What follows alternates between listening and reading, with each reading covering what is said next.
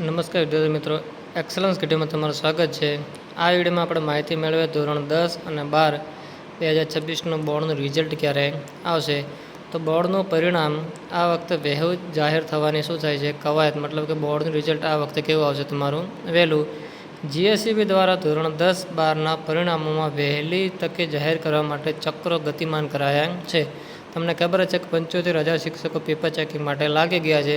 તેમ છતાં અમદાવાદમાં 45 મૂલ્યાંકન કેન્દ્ર પર અંદાજે 4,000 શિક્ષકો દ્વારા ઉત્તરવહી તપાસવાની કામગીરી પૂરજોશમાં કેવું છે ચાલુ. ખાસ કરીને વાત એ છે કે રવિવારની રજા હોવા છતાં પણ તમારું રિઝલ્ટ ચેક કરવાનું કામ બંધ થયું નથી.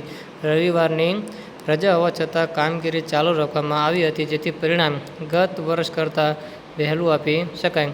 સીસીટીવી કેમેરા હેઠળ પેપર ચેકિંગ પ્રક્રિયા પણ હાથ ધરવામાં આવી છે અને બોર્ડનું પરિણામ તમારું આ વખતે વહેલું જાહેર થશે. એટલે કે એપ્રિલના છેલ્લા અઠવાડિયામાં તમારું રિઝલ્ટ લગભગ આવી જશે. બીજી એક માહિતી મેળવીએ કે જે ધોરણ 10ના ગુજરાતીના પેપરમાં, જેવી રીતે ગુજરાત શિક્ષણ બોર્ડના ગુજરાતી ભાષાના પેપરમાં 70થી વધુ શું જોવા મળી હતી ભૂલ. ધોરણ 12 સામાન્ય પ્રવાહના ગુજરાતી ભાષાના પેપરમાં ગંભીર ભૂલો અંદાજે 70થી 80 ભાષાકીય અને વ્યાકરણ ક્ષતિઓ એમાં આપણે જોવા મળી. શબ્દ વચ્ચે અંતર ન હોવાના કારણે વાંચનમાં પણ ઘણી બધી વિદ્યાર્થીઓને મુશ્કેલી થઈ. પેપરમાં અનુસ્વાર, નું, ના, ની જેવા મૂળભૂત ભૂલો પણ જોવા મળી અને જો એક ભૂલ પર પેપર ચેકનારને ₹100નો દંડ પણ કરવામાં આવશે.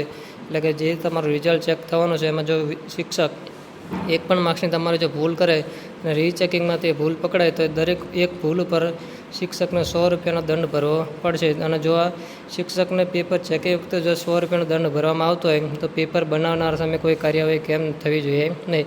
તેથી આ વિદ્યાર્થીઓનો એક મોટો પ્રશ્ન છે કે ગ્રીસિંગ માર્ક્સ આપશે કે પછી ભૂલ સુધારશે. તે સંપૂર્ણ માહિતી નેક્સ્ટ વિડીયોમાં આપણે જોઈશું. Thank you.